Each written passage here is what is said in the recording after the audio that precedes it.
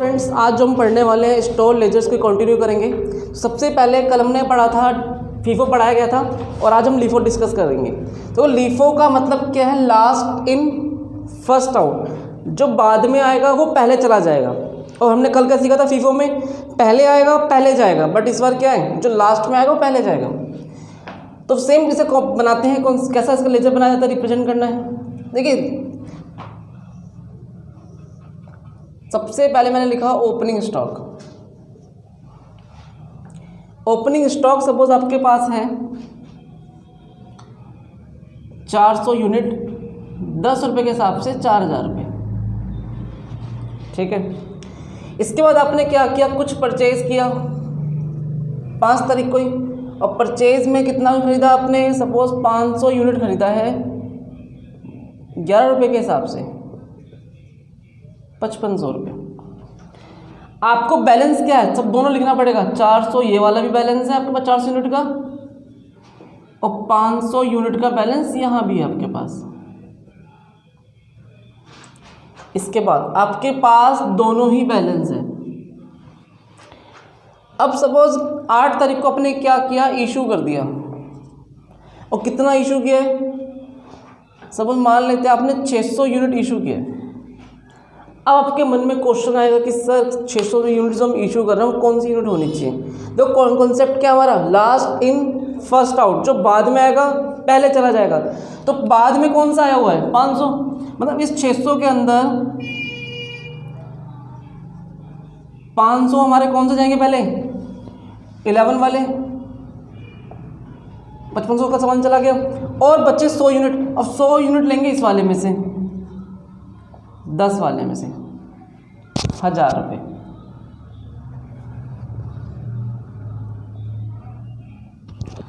आपके पास अब बैलेंस कितना रह गया? क्या रह गया? बैलेंस चेक करो। देखो बैलेंस के लिए 500 तो इशू हो चुका है, खत्म। लेकिन इस 400 में से 100 यूनिट इशू कर दिया, कितना रह जाएगा बैलेंस? 300 यूनिट 10 रुपये के हिसाब से 3000 रुपये का बैलेंस बच चुका है। कोई डाउट यहाँ तक? नहीं। अब देखो आपने फिर 10 तारीख को एक बात करी, फिर आपने कुछ परचेज किया। और क्या परचेज किया है आपने? फिर खरीदा है 700 यूनिट 10 रुपये के हिसाब से, या 8 ले लेते हैं, थोड़ा डिफरेंट ले लेते हैं, प्राइस कम हो गया, 56। आपके पास अब बैलेंस क्या होगा?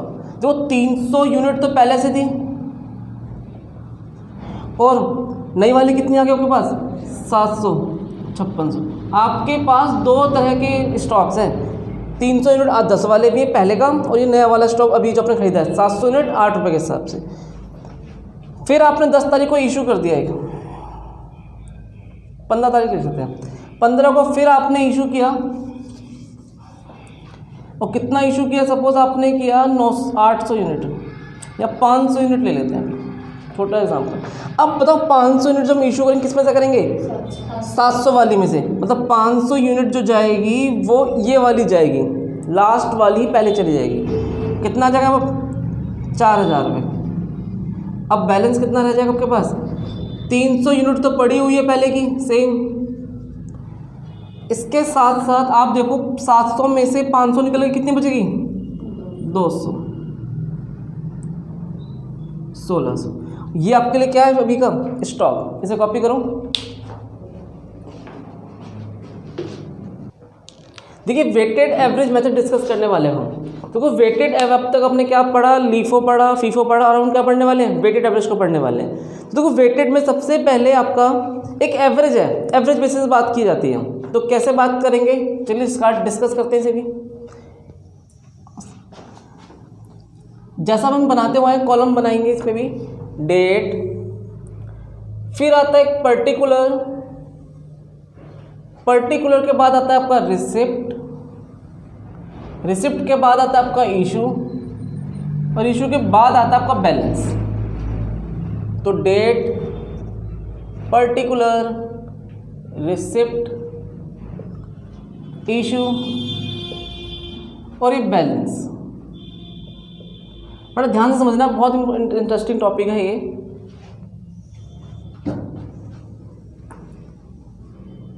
और जब भी ये क्वेश्चंस करो तो कैलकुलेटर साथ लेके बैठना, बहुत ज़रूरी है, कैलकुलेशन वगैरह मिस्टेक नहीं होनी चाहिए एग्जाम में, प्रैक्टिस करते रहोगे तो हैबिट बना रहेगा। डेट, अब देखो यहाँ पे भी 3 कॉलम है आपके पास,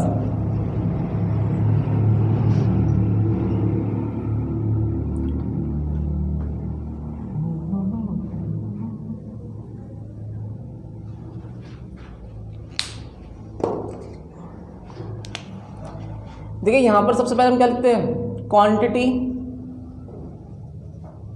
रेट, अमाउंट,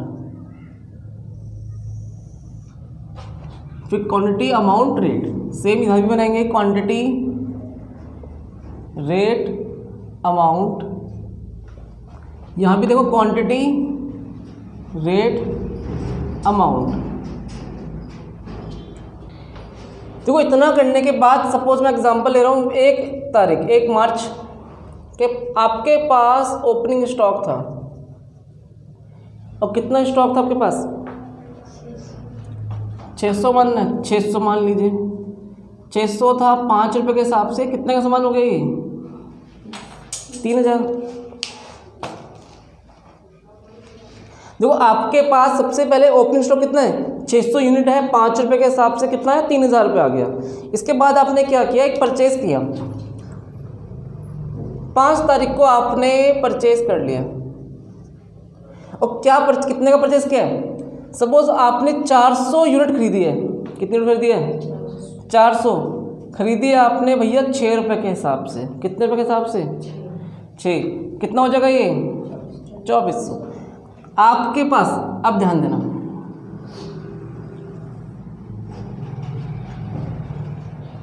समझना क्वेश्चन ध्यान से। देखो 600 यूनिट पहले से थी, 400 यूनिट आपने खरीद लिया, आपके पास टोटल कितनी यूनिट क्वांटिटी है स्टोर में, 600 पहले वाली और 400 ये वाली। आप फीफो में क्या करते थे, अलग अलग लिखते थे, लिफो में क्या किया, उसमें भी अलग अलग रिप्रेजेंट किया। लेकिन यहाँ ध्यान देना, एवरेज बेसिस पे बात कर रहे हो आप, तो 600 पहले वाली और 400 नई वाली कितनी हो गई, 1000। और अब ध्यान देना, देखो पहले कितने का अमाउंट था ये, 3000, और 2400 का अमाउंट ये है, कितना हो गया, 5400। अब आपके मन में क्वेश्चन आएगा कि सर रेट तो पता ही नहीं है, हमने अमाउंट को ऐड कर दिया, भैया 3000 का सामान पहले था, 2400 का सामान हमने दोबारा खरीदा है, तो 3000 2400 कितना हो गया, 5400 हो जाता है। और यूनिट कैसे ऐड किया, 600 पहले की थी, 400 हमने नई खरीदी है, कितनी होगी टोटल, 1000 यूनिट हो जाता है। अमाउंट रेट निकालना है, तो क्या करेंगे हम, इस वाले अमाउंट को क्वांटिटी से क्या कर देंगे, डिवाइड, और डिवाइड करने में कितना आएगा, अगर आप इसे डिवाइड करोगे इससे तो 5.4 आ जाएगा। कोई डाउट यहाँ तक नहीं।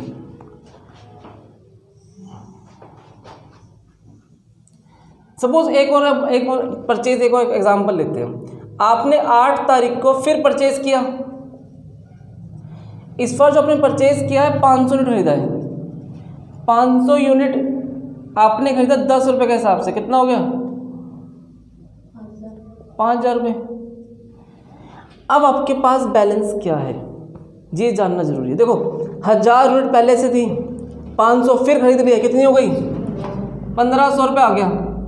5400 प्लस 5000 अमाउंट ऐड करो, 10400, और 10400 को डिवाइड करेंगे 1500 से, तो 10400 डिवाइड बाय 1500, आपके पास आ जाएगा ये 6.93, ये आपका अमाउंट रेट आ जाता है।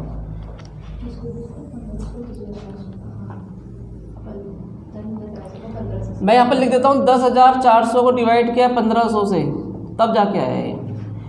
आपने क्या किया, 10 तारीख को अब हमने क्या किया, इशू किया, कुछ सामान इशू कर दिया फैक्ट्री में, और कितना सामान इशू किया, 600। अब देखो 600 यूनिट इशू किया है, ऑन एन एवरेज रेट क्या हमारे पास, एवरेज रेट 6.93, आपके पास एवरेज रेट ये वाला आ गया ना। तो देखो 6.93 यहाँ लिखेंगे और मल्टीप्लाई 600, ये कितना आ जाएगा आपके पास, 4160। अब आपका बैलेंस क्या रह जाएगा, 1500 में से 600 यूनिट आपने इशू कर दिया, कितनी यूनिट रह गई आपके पास, 900, और इस 900 में का अमाउंट कितना बचा, देखो 10,400 में से 4,600 माइनस करो, ये तो तरीका ये है। और आप खुद देखो एवरेज कितना आया था रेट का 6.93, अभी भी तो वही बचा हुआ है। तो 6.93 मल्टीप्लाई 900, आपके पास अमाउंट बचेगा 6237। इसे कॉपी करो पहले यहाँ तक।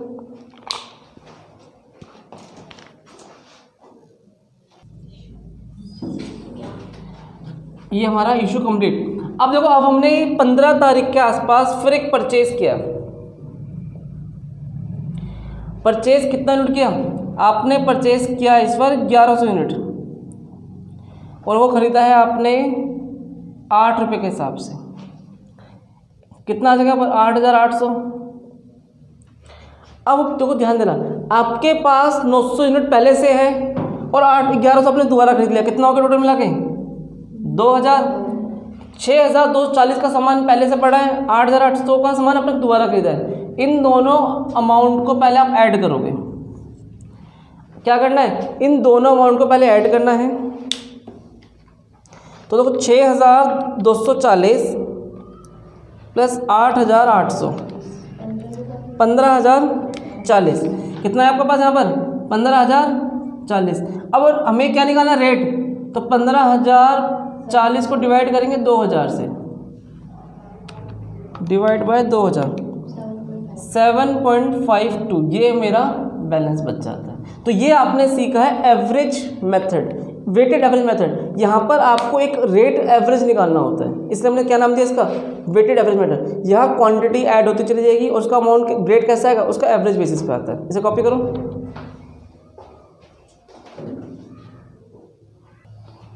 देखिए अब हमें पढ़ना है सिंपल एवरेज प्राइस मेथड। देखो यहाँ पर प्राइस का एवरेज किया जाता है, ध्यान से समझना, बहुत इंपॉर्टेंट कॉन्सेप्ट है।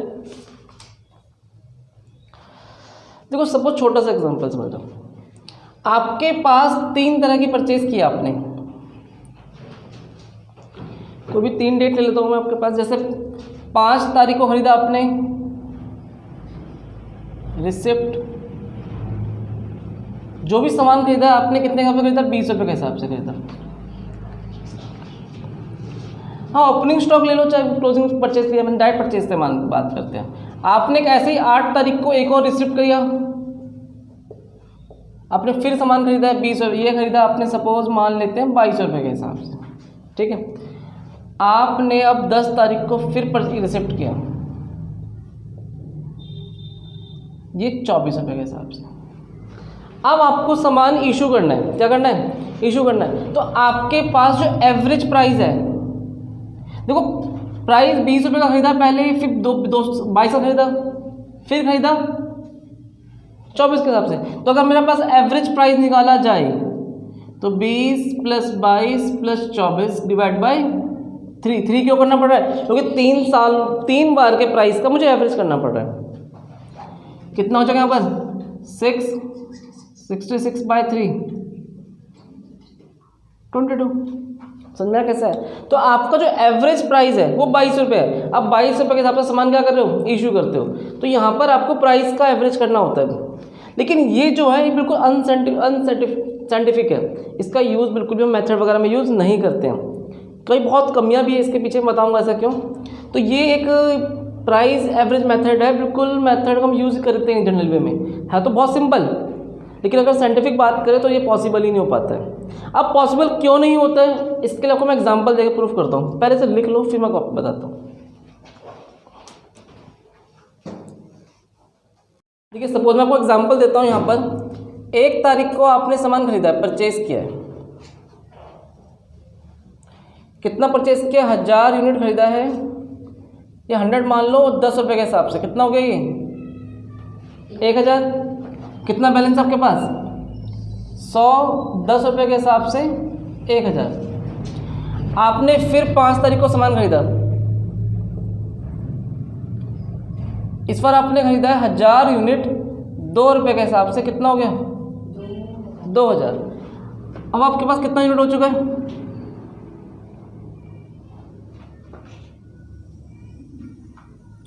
देखो ध्यान समझना, 1000 यूनिट और प्लस 100 कितना होगा टोटल मिला के? समझ में आया क्यों? और टोटल अमाउंट कितने का आपके पास? टोटल अमाउंट है आपके पास 2000 और 1000 कितना हो जाएगा? ये 3000 का सामान है। और यूनिट कितनी है आपके पास? 1100। कोई डाउट यहाँ? इसके बाद आपने सामान खरीदा, यहाँ तक लिख लिया हमने, इसे भी ब्लैंक कर देते हैं। देखो आपने अपना 10 तारीख को इशू किया है। अब ध्यान देना, मेन कॉन्सेप्ट अब स्टार्ट हो रहा है। पहले आपने क्या किया? 2 बार परचेज किया, एक बार 100 और एक बार 1000। आपने 600 यूनिट इशू कर दिया। अब कहोगे सर एवरेज प्राइस कितना है हमारा? देखो निकाल लेते हैं एवरेज प्राइस। 10 + 2 डिवाइड बाई 2 कितना आ जाएगा? 6। 12 को 2 से डिवाइड कितना आ जाएगा? 6। अब आप एक बताओ, 600 × 6 कितना हो जाएगा? ये 3600। एक चीज़ फील करो कि सर 3000 का सामान तो था, तो 3600 का सामान इशू कैसे कर सकते हैं? क्या पॉसिबल है? इसीलिए इसे मैंने क्या बोला था आपको, ये अनसाइंटिफिक है। मतलब ये आपका साइंटिफिक तरीके से प्रूफ नहीं किया जा सकता। समझ में लॉजिक? क्यों? क्योंकि अब देखो, अब आपका क्लोजिंग स्टॉक चेक करना, 1100 में से 600 गया तो कितना बचा? 500। अगर हम एवरेज प्राइस देखें, 3000 माइनस 3600 कितना आ जाएगा? माइनस 600। ये अब कितना आएगा? -1.6/5 -1.2। क्या कभी भी प्राइस नेगेटिव हो सकता है? क्या पॉसिबल है? इसीलिए मैंने इसे क्या बोला था कि ये साइंटिफिक तरीके से प्रूफ नहीं होता। इसे कॉपी कर लो।